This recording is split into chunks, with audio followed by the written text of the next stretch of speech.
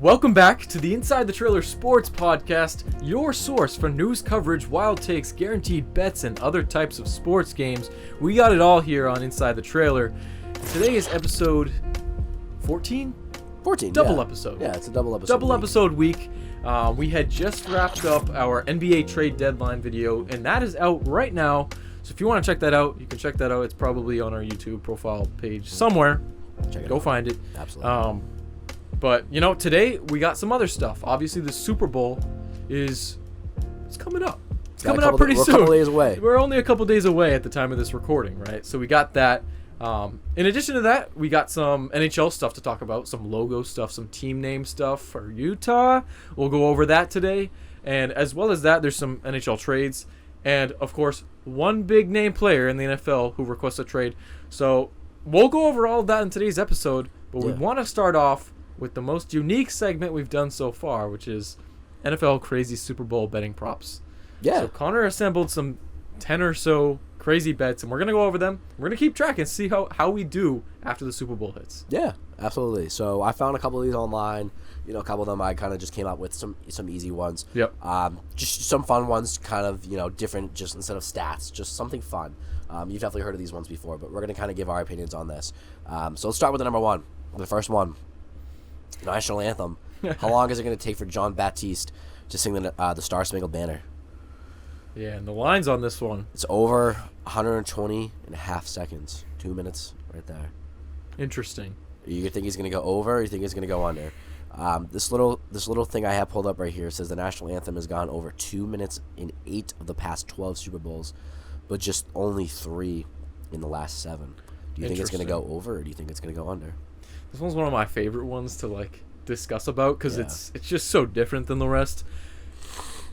I'm taking the fucking over. I'm taking the over as well. You're taking the over? It feels like such a guarantee. I mean, It does. Clear the stats. Maybe in the past 7 don't necessarily show that. Yeah. But still, 3 in the 7 isn't terrible ratio. No. I'll take 8 out of 12 though. You know, I'm taking the over. Over 1,000% is hitting. Sure. They're gonna take their John's gonna take his sweet time. He said that. I don't know if you saw that. I did not. He's gonna take his sweet time though. He said he wants to assemble the most insane and longest Star Spangled Banner. Yeah, we're taking 2. We're taking the over. I think it's safe to assume he's going over. Honestly, if it's a betting prop, I'm actually betting on it. I'd bet some. I'm actually betting. It probably is. Honestly, it's probably maybe on like a real book. I'll have to check. We're getting a couple days into the Super Bowl, so they may or may not put it up this weekend. We'll see. But I definitely would put money on that because I'm a degenerate gambler. Yep. So that's how it is. When that comes out, we will be betting on that. The second question I got here is, what will the result of the coin flip be? Heads or tails? Honestly, Simple. 50-50. Yeah. Whatever you think. You can't go wrong. You can't go wrong either way. A little stat I have here pulled up says the Heads has won 3 of the last 4 Super Bowls. Across history, Heads has won 28 times and Tails has won 30. I mean, that makes sense. It's probability. Pretty close. It's probability. It's really whatever you think it's going to be. What do you got? Tails never fails. Tails never fails. I agree with You're you. also going Tails? I'm going Tails never fails too. I think Right. The last 4, the 3 out of the last 4, Heads has won, but I think Tails has got this one. Yeah. I think again. I mean, there's nothing to it other than I want it to. Exactly. There's no statistical reasoning as to why we believe that. Tails never fails. Let's go with that. Yes, sir. Now the third one. This one's a fun one. New Orleans is the host of the Super Bowl this year. Oh yeah. So which iconic New Orleans cuisine? Excuse me. Which iconic New Orleans cuisine will be seen on the broadcast first during the game? A lot of good dishes here. I was just in New Orleans and I got to try all of these. All of them good. I tried all of them. Gumbo, jambalaya, beignets, or po' boys. All really good. I'm going to let you start because I started the other ones. I want to hear what you say first so I'm not just following you blindly. I think the number one thing that probably most people think about when you think of New Orleans food, I mean, I guess all of these. I'm going to go jambalaya. You're going to go I'm going to go jambalaya. Jambalaya is an incredible dish. I feel like that's the favorite. Excuse me. I think it has to be the betting favorite. It's got to be. It's got to be. Again, all good options. I mean, beignets, a really popular option as well. Cafe Du Monde, is a really good place in New Orleans that sells them. I didn't go to that one specifically because the line was it's another tourist kind of place. Yeah.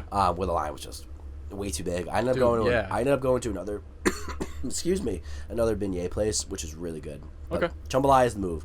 But again, there's no statistical there's not. reasoning. So what do you got? I'm gonna go beignets. I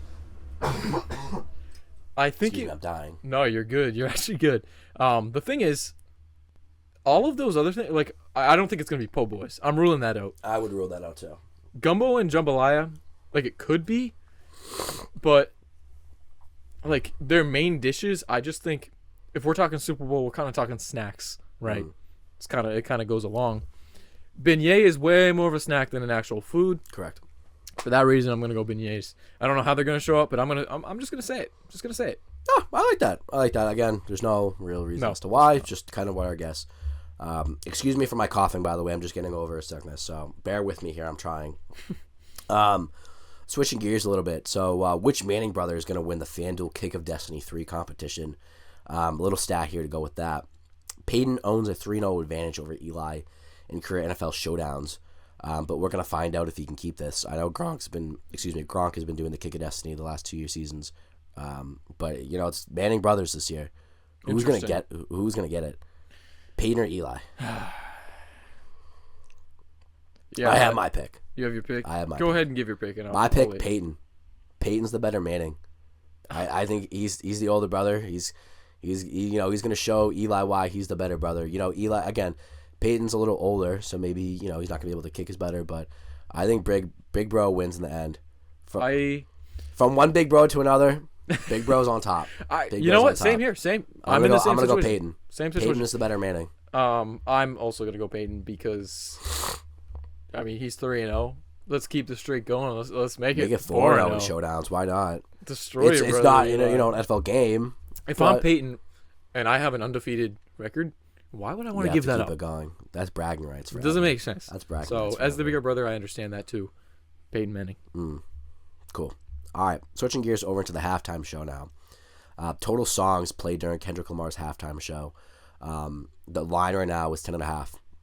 In halftime shows, usually around about 12 to 15 minutes, just to put that into kind of perspective. In more recent Super Bowls, Rihanna hit the over on 8.5 songs, and Usher hit the over on 9.5 songs. But they put Kendrick's to 10.5, which is kind of a big line. For 12 to 15 minutes, you're going to be running through some songs. So, what do you got? You got the over, or you got the under?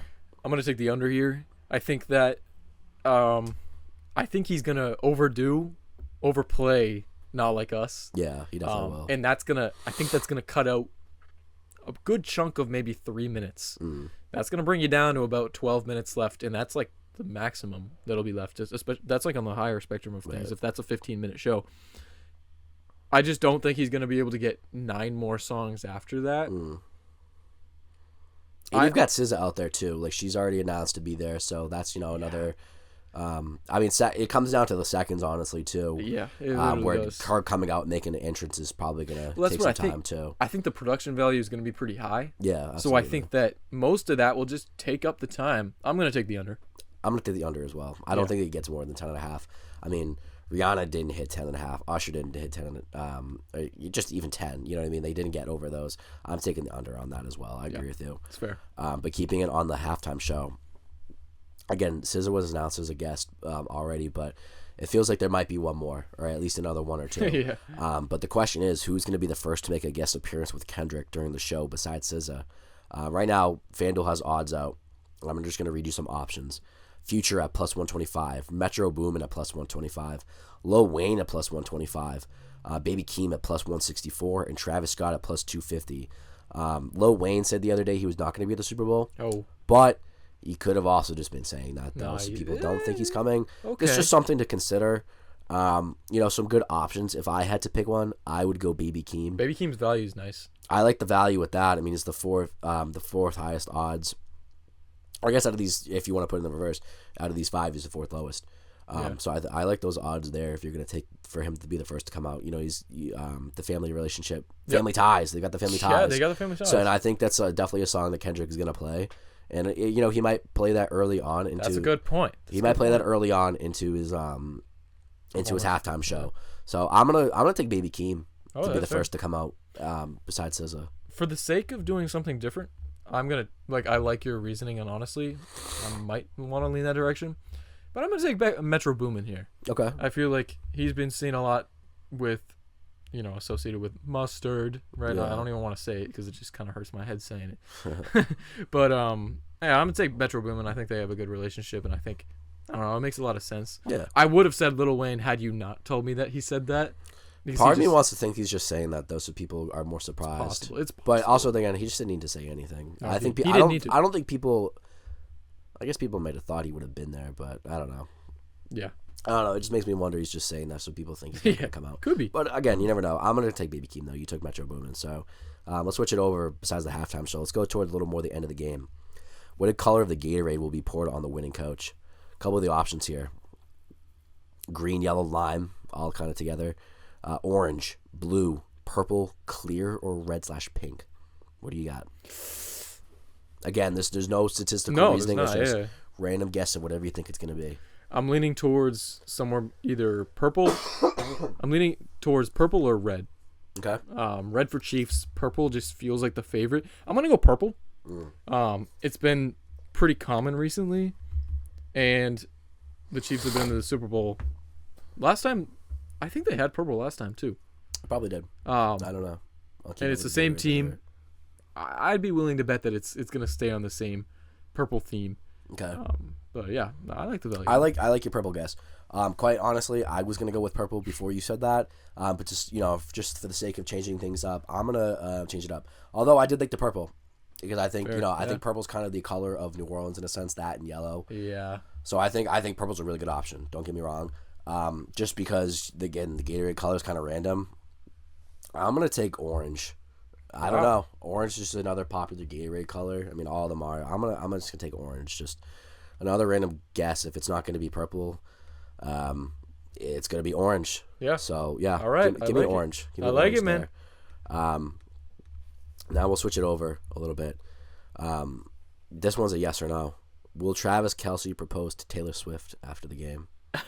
Hell no, bro. He will not be doing that. A lot of people. And I'm not going to allow it either. I'm not allowing that to happen.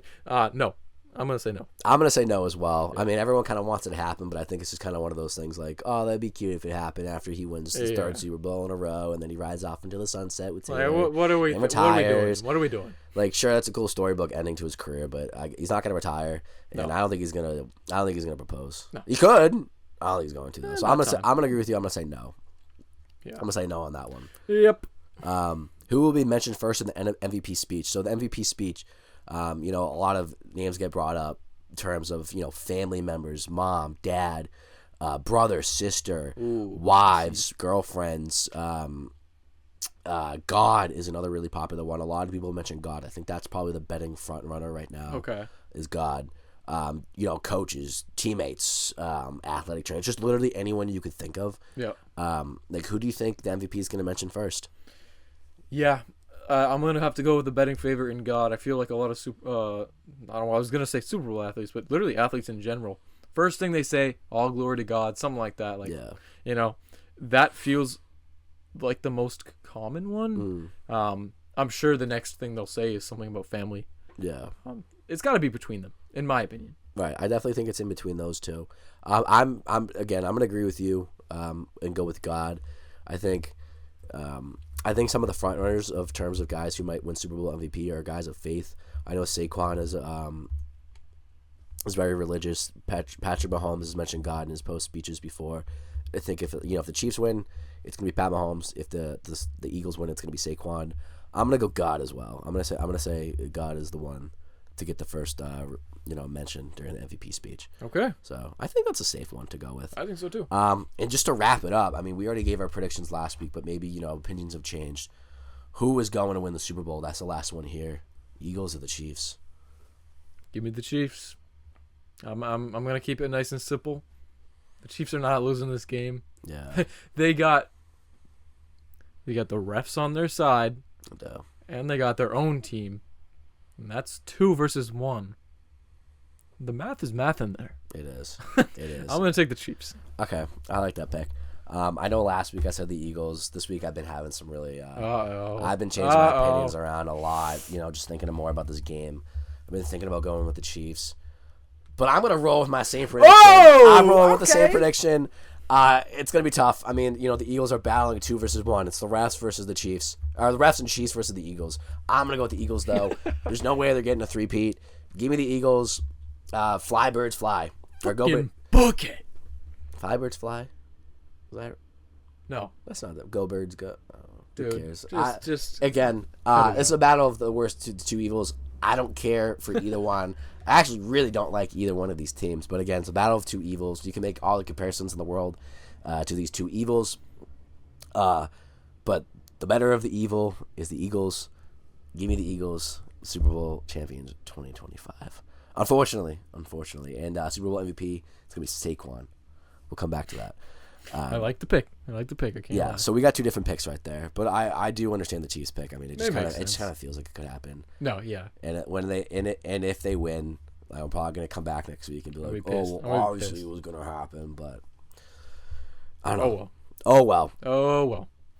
But yeah, that's that for the Super Bowl prop. So a couple fun ones, and we're going to have to kind of pay attention throughout the game, and we'll come back and kind of see how we did. Recap really quick and just see how we did next week. So I'm excited for that. Excited for the game. Me too. Big game this weekend. But in terms of other big NFL news that we can't just skip past besides the Super Bowl, is Myles Garrett. Myles Garrett requested a trade out of Cleveland. Big guy. I honestly did not see that one happening, but it kind of makes sense. Number 1 overall pick in 2000, I believe 17. He's had a lot of success. As a personal player. Just being on top of the leaderboards every year of just stats, getting the most amount of sacks, hits. Like, he's doing it all. He's been incredible. He continues to get better every year. Multi-time depoy. Myles Garrett is everything you could ask for in a defensive player. He's absolutely incredible. Yeah. But Cleveland has Cleveland has fallen off a cliff in terms as to where they were. Cleveland was on the rise when Baker was there. They went to the playoffs. They almost beat the Chiefs in the playoffs. And then, they moved on from Baker shortly, I think a season or two after that. Yeah. You move over to Deshaun Watson, and ever since then, it all went downhill. I think Deshaun Watson is the biggest reason as to why the Cleveland Browns. Oh, yeah. You screwed your franchise with that You move. absolutely screwed your franchise. You kind of knew that. I think fans knew that immediately after trading and giving him a massive contract. I'd say, yeah. You screwed yourself. No one thought that was a good idea, and it's starting to really show now because Myles Garrett wants out of Cleveland. Yep. The Cleveland has their problems. Deshaun Watson's not the answer. He's getting all this guarantee money just to be hurt, sit on the bench, and be problematic. And the Browns have gotten consistently worse. Myles wants out. I don't blame him. He wants to, compete for a championship in his NFL career. Cleveland's not the move right now. He needs to get out of Cleveland. I'm not exactly sure where. I can't even say fit because, to be honest with you, any team could make fit for Myles Garrett. It's Myles Garrett, one of the best defensive players in the league, but it's just terrible. That it's gotten to this point where Myles has been so loyal to Cleveland, and now he's out. He has part ownership of the Cleveland Cavaliers, so imagine wanting to get traded out of Cleveland, even though you've got part ownership of the basketball team. I don't know. I'd love to hear your take on this. Yeah, it's interesting because he says the quote, "I don't have much say in where I go. I just want to go to a contender. It's never been about the Hall of Fame for me. It's not about money or records. You're remembered for winning." I'll stop the quote there. There's a lot more to it. But the thing is, he wants to go to a team that's competing. The Cleveland Browns are nowhere close to competing anytime soon. Nope. It does close off some of the teams, but, there's some potential teams. I'm seeing Lions would be a good team pairing with Aiden Hutchinson. That would be crazy. That would be a crazy combo for next year. Maybe push them a little bit more over the hump, get them closer to the championship than they did this year. I think the Patriots are a good fit. Not really a contender right now, but with Myles Garrett and with some other pieces, really makes you never know. Them. Yeah. You could get that push. Bumps up the defense a lot. And they got a lot of money. So, he said it's not about the money. Again, at the end of the day, if he gets paid a lot of money, cool. Yeah. But he's going out there to win. It's never been about the money though. So I get it. Other places would be. I saw someone said that they wanted to pair Max Crosby with him. That'd be crazy at the Raiders. As well. But I don't like that. I don't think it makes sense because for the Raiders timeline, I don't think it makes sense. Doesn't make sense. There's like you said it yourself. he could go anywhere and it would instantly make that team a lot better. I understand why it doesn't even matter. Like I said, the Raiders timeline doesn't work, but if they did it, I'd be like, great move for the Raiders. I understand why they do it. I get it. Yeah. Does it make sense for the timeline necessarily? Probably not. Maybe not, but still, no matter who goes for him, like, it's a good fit. Yeah. Because he's gonna do his job no matter where he goes, and he's gonna do a great job. And you got to think about it too. This is going to be probably his last team. I don't see him as someone who would get traded again after this. It's he's always been the type of guy who wants to kind of just settle down and be remembered for being on the team that he is. It's tough that it's gotten to this point that he has to get out of Cleveland, but my guess is that this next team is his permanent next team for however long his career is. I don't know how long he's left in the tank, but it's interesting to think about what kind of teams he could go to. Right. Again, could be anybody. I'm looking forward to it. I want to bring up something that I saw is that Myles Garrett called LeBron, and I don't know if you saw that he called LeBron or read anything about it. He called LeBron asking what he should do because he didn't know if he should, announce that he wanted to leave Cleveland. From one guy, great guy to ask about leaving Cleveland twice. Exactly. And so that's kind of why he did it. I'm sure it was the conversation went something like this, like they're both just stars. They were both stars in Cleveland, and the conversation probably went something like, I don't want to screw over the team. Like, does this ruin my image? Like, is it even the right move? Right. And LeBron would tell you, yeah. He would tell you, yeah. So I think LeBron's circumstances of him moving versus Myles may be a little different. It's different. For sure. I'm just saying. Yeah, maybe Myles follows LeBron's steps and he goes to Miami. I hope not, but for my opinion. Yeah. But I would help Miami a lot. I mean, I know Tyreek said he wants the team to get better. Sorry to just derail a little bit, but so maybe Miami's looking to make a big move and get a big name. Maybe I don't know, but again, that's any team in the league. Something that I saw that got brought up was Denzel Ward, another standout player for the Browns. Yep. Said that with Myles Garrett looking to get traded, that's something he's going to consider about going into the future. So don't be surprised if he asks for his way out the door as well. Don't be surprised if a lot of guys do. Honestly, on this Browns team, they don't resign. It actually sucks for them. It really sucks. does, and that's their own fault. They dug their own grave, and now they got to deal with it. I really thought they were on their way up. I'm not gonna lie. I thought they may have been, but this Deshaun Watson stuff, you screwed yourself. You did for a long time. It's interesting how that works too. For a long time, you're gonna have to find your way out of this, and they're not gonna be back to poverty like they were for the most of their history. Yeah. But yeah, they're getting back there. Getting back there. It does suck for them, but again, that's their own fault. They dug their own grave, and now they're gonna deal with it. So it's true. I don't know if you got any more info on that, but I'd like to transition it. Let's transition over. If you're down. Recently, there's been a decent amount of NHL trades. We're about a month out from the trade deadline, so this is pretty early. Some big moves. We're gonna go over 4, and we're gonna start with a trade between. Yeah, let's do this. We're gonna start between the Flyers and the Flames. Okay. Mm-hmm. Little bit of a forward trade here, and with a pick involved. The Flyers traded Morgan Frost and Joel Farabee in exchange for Andrei Kuzmenko and Jacob Peltier and a 2025 second. And I don't know. In my opinion, it doesn't really make much sense. You get rid of Morgan Frost and Joel Farabee if you're the Flyers. Who, are they having a down year? Of course they are. But in past years, they've been pretty solid options on the team who can put up a decent amount of points.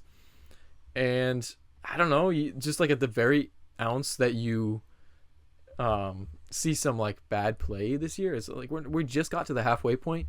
You're already saying goodbye. You're out the door. Right. So I don't really like the trade in that aspect. You get back Andrei Kuzmenko and Jacob Peltier. Peltier is basically like a young piece who isn't really doing much on the Flames, so it's not like he's been a great piece. Yep. Kuzmenko, he came from the Canucks when he went to the Flames previously. Mm-hmm. He's also a decent piece, but again, I don't know if I necessarily like this trade for the Flyers. You get a second, but the second doesn't really matter in the scheme of things. What's your take on this? I mean, again, you make a good point. I mean, you get rid of guys who have down years and you move on to kind of like younger, maybe more depth piece. So I don't know. Maybe again, like the Flyers are kind of looking more towards the future now. I guess, but but I don't know. I mean, again, you get a second round pick out of it, so there's something. Get something out of it. and the Flames get in return, they get Frost and Farabee. So maybe, they can turn things around. Flames can do more. Yeah. They can do more. You get some more depth there. So maybe, they kind of turn things around and get into a better situation, and they can put up, they can look better, on a better team. Yeah. So. No, I get it. Yeah, I don't love the trade, but I understand it from like a small perspective. I just would have given them more time. I would have given them the rest of the year and then try to do if they were still sucking, maybe then you try to offload them. Yeah. But these weren't like an automatic need. Like you didn't need to get rid of Farabee and Frost. Like no one was like, oh my god, like these guys suck. No, Yeah. that wasn't the word in the room. So I don't know. The GM must love Kuzmenko and Peltier. I don't know. We're gonna move on to our next trade: Sharks versus Stars. This one I do like. Okay, Cody Ceci and Michael Granlund from the Sharks go over to the Stars in exchange for a first and a third. What are your initial reactions on this? I like that too. I mean, I like this. The Sharks get a first and a third. That's something I want to highlight first. I mean, again, the Sharks are a young team right now. Still kind of in a rebuilding phase, kind of still getting better. And they get the first and the third. Going into the off season. So I think that's going to be good for them. The Stars, they're going to be competing as well. So they get CC and they get Granlund as well. Which is going to be great for them. Continue to building in on that depth as well. So I like this move for both teams. I mean, again, you move off some of the big names that you had for the Sharks, and you move them over to the Stars, who need more depth, better pieces, and in return, the Sharks get a first and a third. Yeah, and looking towards the future. So I like that for both teams. It's a solid trade. I think Granlund was putting up massive numbers on the Sharks because again, young team. Will, yeah. Not many people could do it. Right. Granlund's a great depth piece. For the Stars, they're looking for the championship once again, like they do every year. Michael Granlund will fit somewhere either on the third or second line. I think he was playing third line minutes with Jamie Benn, which is a great player to have on your third. Like these two guys on the third line. Yeah, really good. That's good. That's good. But that Stars team, very deep. So I understand why you're throwing him on the third line.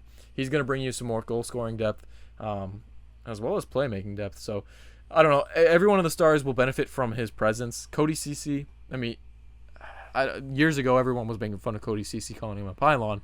So I don't know if it necessarily helps them a lot, but as a sixth defenseman or a seventh defenseman who's up, watching the games, could be a good piece. It's just depth, right? Yeah. And if you're a championship trying to be a championship team, you need depth. So I like it. I like the move for the Stars. You have to get rid of a first and a third, which is, that's solid value. I'd say CC probably gets alone, probably a fifth, but Michael Granlund, he sways it to a first and a third. Yeah. Makes sense for the Sharks. Sucks to see him go, but you get a pick, and right. Picks are way more valuable in the NHL than they are in other sports. Right. So I like it for both teams, and I don't know. I'm excited to see what Granlund does on the Stars. Yeah. Excited for that. Let's move on to our third trade out of the four. Canucks versus Rangers. This is the bigger one. Yep. Right? This is the biggest one. JT Miller moves on from the Canucks. We were literally talking about how he's got a lot of drama to his name, him and Elias Pettersson.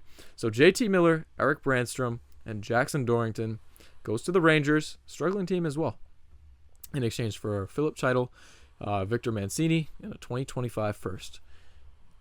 I'll quickly just start by saying Jackson Dorrington, irrelevant. He's just kind of a prospect. He hasn't done anything yet. Brandstrom, he was supposed to be a promising prospect, defenseman prospect, like one of the best of in a while, years and years ago when he was in the Senators, but he hasn't really panned out to that point. So really the best piece here is JT Miller, and that's about it. Right. Other than that, I think his name, is Chytil, Philip Chytil. He's been super solid on the Rangers, kind of one of those guys where no one really talks about him too much, but he behind the scenes he's doing a lot. Right. Mancini, honestly, same thing. He's even more underrated, but he's not the best person. He's just very underrated, and a first. All right. So given that, what are you thinking? What are you thinking here? Again, I think the biggest name here is JT Miller. Sure. What day did this happen? This was honestly 5 days ago. I think it was the first. Yeah, something like that. I think since then JT Miller's played about 2 or 3 games, and he's actually been playing really well in those games. I think he's averaging about a point or two.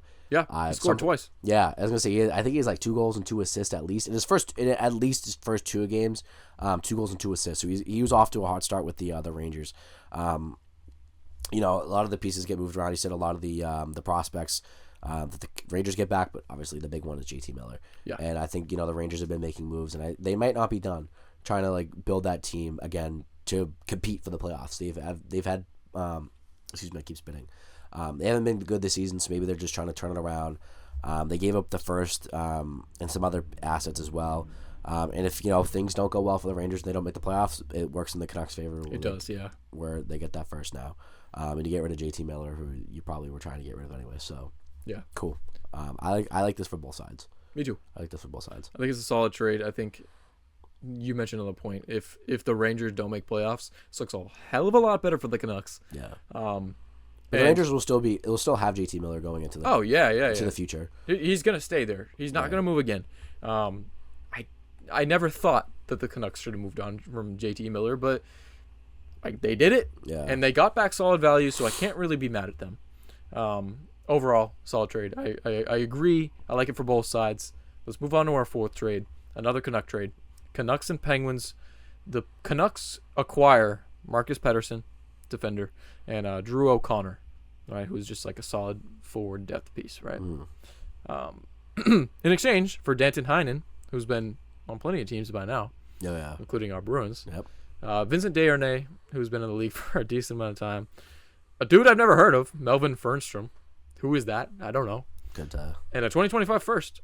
So there's where, honestly, the biggest piece of it. The 2025 first. I mean, again, like you said, the Penguins haven't had too much success. Or, excuse me, I'm mixing this up. Excuse me. Because the Penguins are getting... No, okay, they are getting the 25 first. I'm sorry, excuse me. I was getting this mixed up. So the Penguins haven't had too much success this season. They're kind of fighting for a playoff spot. They may have to be looking towards the future. I think getting that 2025 first round pick is going to help them a lot. Trying to get some, a couple good years out of Crosby. His last couple years. Yeah. The Penguins, I mean, the Canucks, again, they get O'Connor back, or they get O'Connor and Pettersson back. That's 3 Pettersson on the team now. A literal team, bro. That's 3 of them. So they're stacking up on that. That's so too much. If the goal is, get as many as you can, give them the title. They've got it.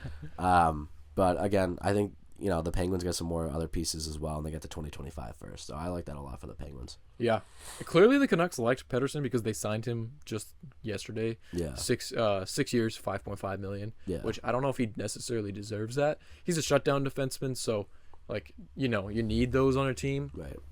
See, it's a heavy price, but recently the NHL salary cap going forward, we just heard about the salary cap moving up $20 million in the next few years. $20 million. So given that, doesn't really look that bad. No. Right. So. He's a solid defender, so I understand it from that perspective. And obviously for the Penguins, that first is really solid too. Right. Given if the Canucks, don't do too much with these moves.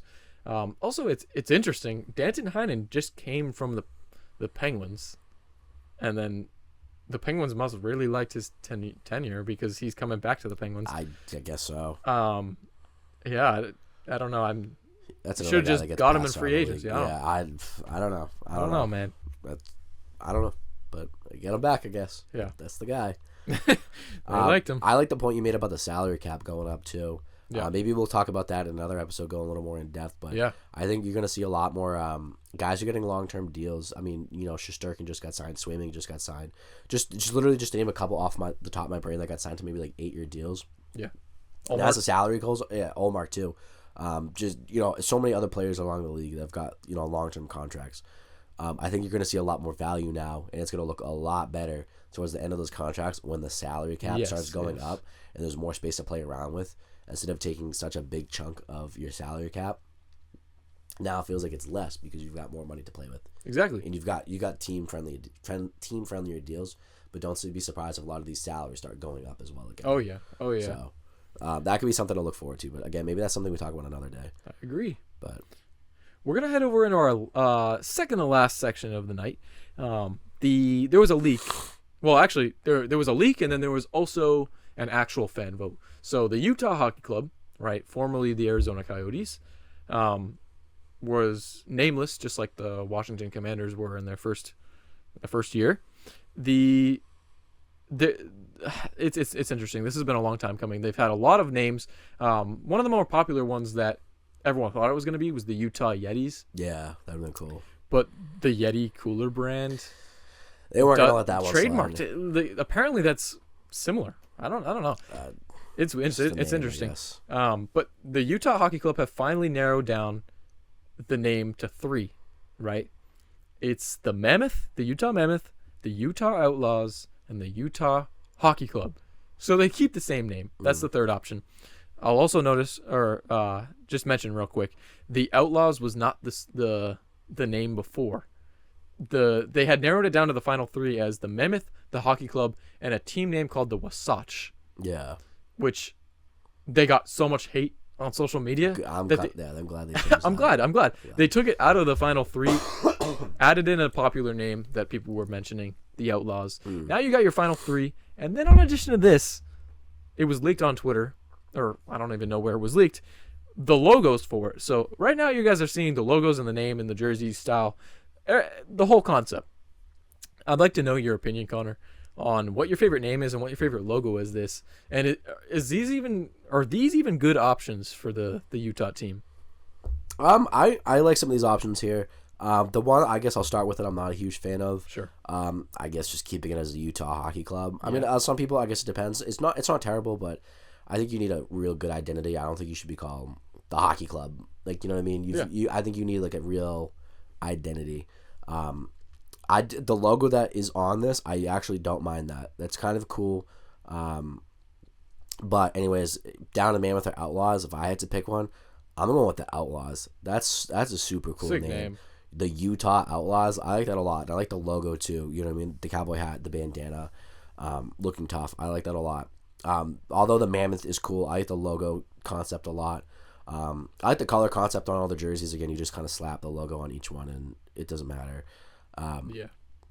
But if I had to pick one, I think the Utah Outlaws is a really cool one. I like that name a lot. It's kind of already a strong sounding name. You know what I mean? You're tough. Yeah. You're not a team you want to reckon with. I like that a lot, the Outlaws. Mammoth isn't a bad option, but again, it shouldn't be the Hockey Club. But if I had to pick one, give me the Utah Outlaws. What do you got? Fair enough. I am going to agree with you on the front that the Utah Hockey Club, that name should not be the name. If that's the winner, I don't even understand how that would have won. Because everyone I'm seeing on social media is not saying anything about the Utah Hockey Club being their favorite. Just maybe like a few here and there. Yeah. But again, I really like that logo. You know, I think cool logo. Yeah. I think that's the outline of the mountain range that was the Wasatch. Yeah. So that was probably what the logo for Wasatch was. Yeah. So I don't know. Either way, I think my favorite name is also the Outlaws. But my favorite logo is the Mammoth. Oh, that logo is cool. I think that concept. It looks like an NHL logo. The Outlaws logo kind of looks like a clip art, like they really half-assed I do that. agree with like, you. I don't know that. if I would agree with you on that. It does kind of look like an EA sports game. They all do though. They all do. But I think that I definitely agree with you that the Outlaws logo kind of does look like that the most. Yeah. But you're right. The Mammoth is probably the coolest one. Mammoth is the coolest one. I don't know. Something about the name. I wouldn't even mind them. The whole Mammoth concept, pretty cool. Yeah. I just really, really like the Utah Outlaws name. And like you said, it's tough. It just sounds tough. It's tough. It's tough. It's tough and it's tough.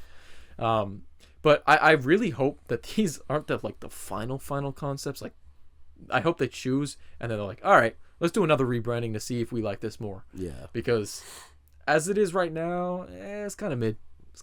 Yeah. You know what I mean? I don't know. Again, I think coming up with a personal identity, like a team identity, is much needed. And I think you can't go to the Hockey Club. You got to go to the Outlaws or the Mammoth. So, one of those. I think, again, like you said, I would go with the Outlaws. I think that'd be the coolest one. Yeah, I agree with you there. And then let's move on to our final section. Your segment, Connor's Clutch Play of the Week, number 2. I'll hand this over to you. Yeah, absolutely. So just to kind of change things up, we haven't really dove in to the world of professional wrestling in the WWE. So hear me out. We're going to change it up a little bit. Again, normally we've been kind of covering NHL, NBA, NFL. But the biggest clutch play of the week, in my opinion, had to have come this past weekend in the WWE's Royal Rumble with Logan Paul. Yeah. Who would have thought? Logan Paul had himself a good performance in the Royal Rumble, and I just want to pull up this clip. We'll start it right now showing. So LA Knight kicks Logan Paul off of the rope. Logan Paul goes flying over onto the announce table, and it cuts right here. Just speed it up. He goes onto the barricade. He starts climbing. He's waiting, scheming to make his turn, just to jump right back in. Classic. And for those who aren't familiar, in the Royal Rumble, you get eliminated by both your feet touching the floor. So Paul is, again, trying to avoid getting eliminated by his feet getting hit on the floor. You have to jump over the top rope. You have to go over the top rope, and then your feet touch the floor for it to be eliminated. But again, he jumps onto the staircase, saving himself into the match. He made it back safe. You do have to get back into the ring, which he ends up doing. But that's my clutch play of the week. Logan, again, after doing this, he was able to eliminate AJ Styles, strategically planning out when he was going to come back into the ring, yanks him off the rope, eliminates him. So that's my clutch play of the week, Logan saving himself. And he ended up making it into the final 3 of the Royal Rumble. Very interesting. Very interesting. I did not see him making it that far with John Cena and Jey Uso. So he was in that final 3. So, good showing to him. He also got a big elimination with CM Punk, but ends up getting thrown up by John Cena. So he had a spot with a lot of big names. But again, Logan Paul, you were the clutch player of the week and had the clutch play of the week as well. Yeah.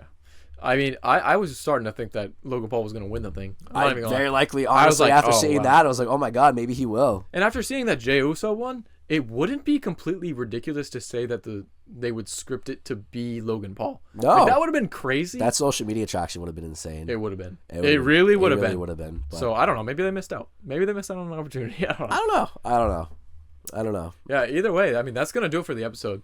I had a lot of fun talking about the trades and the name, especially the Utah name. Yeah. And obviously we had the Super Bowl bets and the news coverage in Myles Garrett. So a lot of different things in this episode. Yeah. But overall, pretty good episode. If you did enjoy this episode, please leave a like, subscribe, and comment down below. Let's hear what you guys think of the Utah name. Right? Yeah, I'm curious about that because obviously we said Outlaws, and honestly, we both kind of agreed with each other with both things. So let us know down below what you think of that. And obviously, if you haven't seen any of our other podcast episodes, feel free to check those out. We drop weekly podcast episodes. This is the second upload of this week. Yeah. Busy week for sports. Busy week. Really busy week. And it's only going to get more as both the NHL season comes to a wrap. Not really necessarily soon, but starts to head towards playoffs. Same with the NBA. There's a lot going on. And again, if you enjoyed the video, do all that I just told you before. All the links in the description to our social media will be down below. So check those out. We drop different videos on there too. So check it out. And we will see you in our next episode, episode number 15. We'll see you then. See you then.